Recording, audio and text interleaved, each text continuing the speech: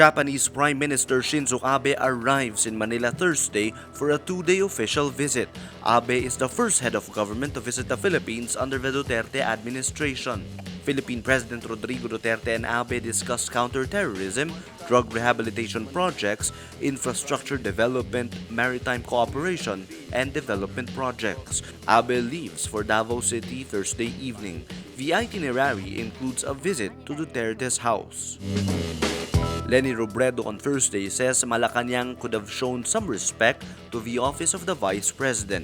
This after the palace withdrew an invitation to the Vice President to the yearly New Year Vendonneur. Robredo says, quote, "For me, it isn't a big deal if I'm invited or not.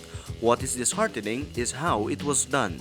Vice Presidential spokesperson Georgina Hernandez said Malacanang staff cited a limited guest list when it cancelled the invitation.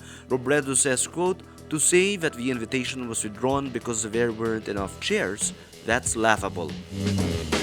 A Pulse Asia survey shows 76% of Filipinos trust the United States, while 61% distrust China and 58% distrust Russia. Philippine President Rodrigo Duterte is forging a foreign policy independent of the US while seeking stronger alliances with the two American rivals. The Pulse Asia survey also showed 74% of Filipinos trust the United Nations, which Duterte criticized for its supposed hypocrisy over human rights.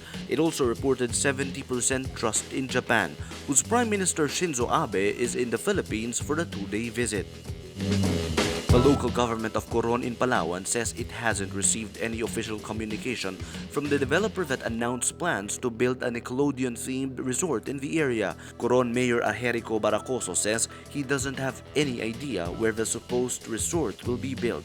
Environment Secretary Gina Lopez says she wouldn't allow the proposed underwater theme park in the area. An online petition launched by environmentalists to stop the project has gone viral. On January 9, Coral World Park Undersea Resorts announced it will build a Nickelodeon-themed resort in Palawan, which will include its trademark underwater restaurants. CWP has since backtracked, saying the undersea-themed Coral World Park will be built on land.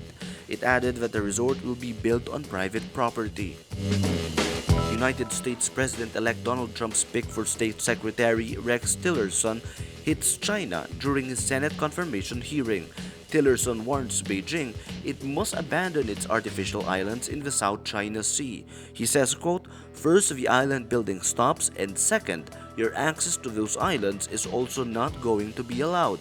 Beijing is claiming almost all of the South China Sea and has built artificial islands in contested waters. An arbitral tribunal in The Hague, Netherlands ruled last year China had no legal basis to such claims. Tillerson adds island building and putting military assets on them is like Russia's annexation of Crimea. His remarks come as tensions rise between the two countries after Trump suggested the US could move away from its one China policy.